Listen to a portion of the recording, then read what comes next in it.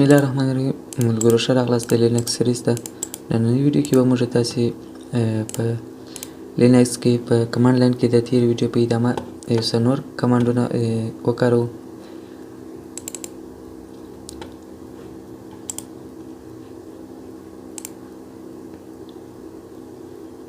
نو ملګرو هغه کمانډونه عبارت دي له دغو کمانډو څخه چې لومړي سر کې میک ډایرکټري ده، بیا هم ټچ دی، بیا هم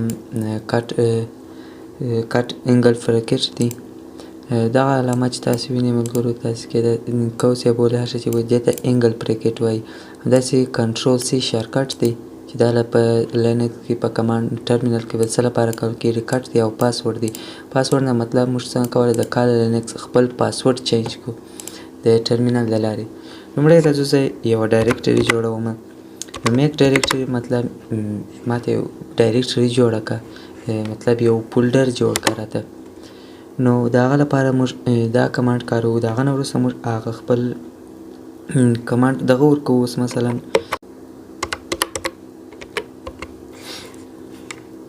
کله چې ما د ډایرکټري نوم ورکړي، مثلا د افغان په نوم یې زه جوړوم، / علامه انا بعد انټر. ملګرو تاسې ولیدئ زما سره دا په کمانډ کې د افغان په نوم یوه ډایرکټري جوړه شوله. راځه یو بله ډایرکټري جوړوم، دا هم د T1 په نوم زه جوړوم. هغه نه بعد انټر. نو دا د ما سره بله ډایرکټري هم جوړه شوله. نو دا څخه موږ کولی شو چې فولډران جوړ کړو، ډایرکټري جوړ کړو.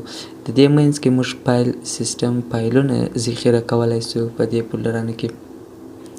بل هم راځو ټچ لرو، ټچ فایل مطلب موږ څنګه کولی شو چې یو ټچ یعنی یو فایل وجود جوړ کړو. د هغه فایل جوړولو لپاره موږ همدا کمانډ د هغه نه بعد بیا هم د فایل نوم ورکوو موږ AFG / هغه نه بعد انټر. نو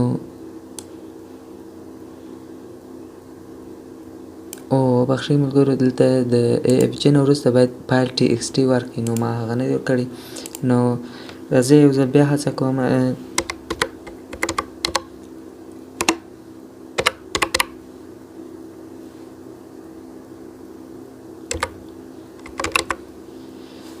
کله چې تاسې فایل نوم ولیکئ، د هغه نه وروسته TXT مهمه ده چې تاسې باید کمپایلر ته دا وپېژنئ چې موږ یو TXT فایل کریټ کول غواړو.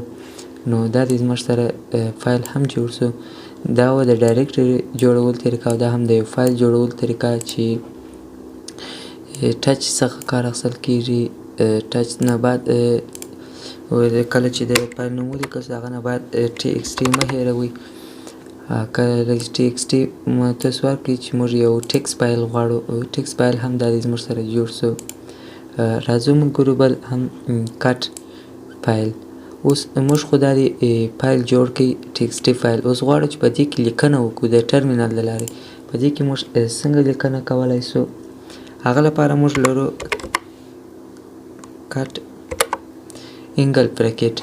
کله چې تاسو کټ انګل فرکټ ولیکئ، د هغه نه بعد فاصله او د هغه فایل نوم ولیکئ. فایل نوم چې دی AFG.txt.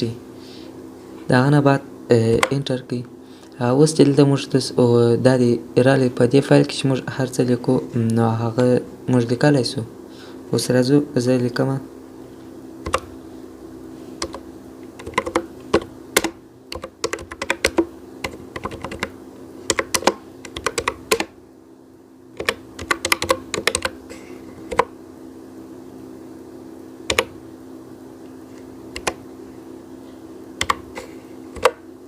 ښه، نو راځو دلته زموږ سره د لیکلو لپاره وخت کم دی. نو راځو ورډ پروګرام ته د ورډ نه یو فایل یو خط راخلو.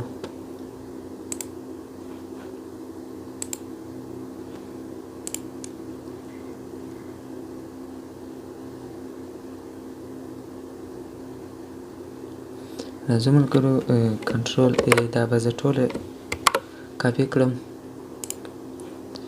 هغه نه بعد به دا په لینکس کې کنټرول وي.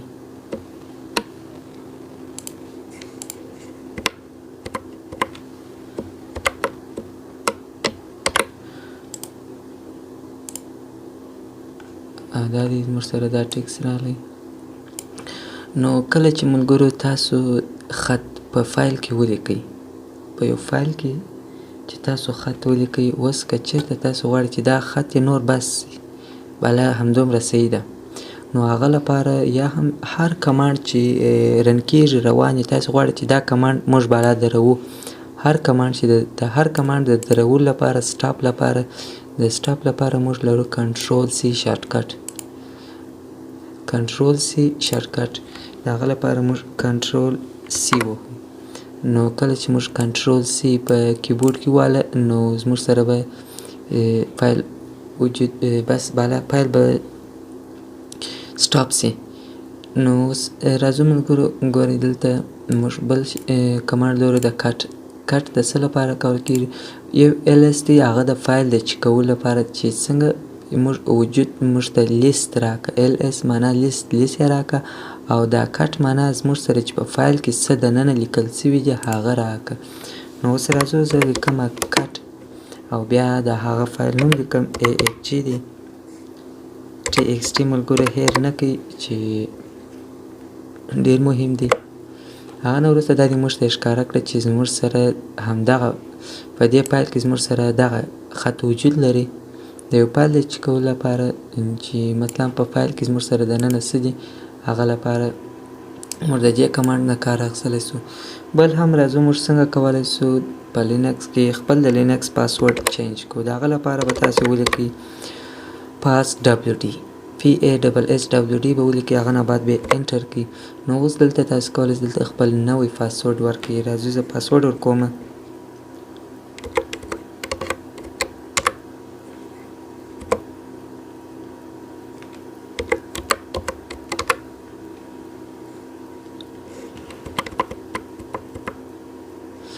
ملګرو زما سره پاسورډ چینج سو.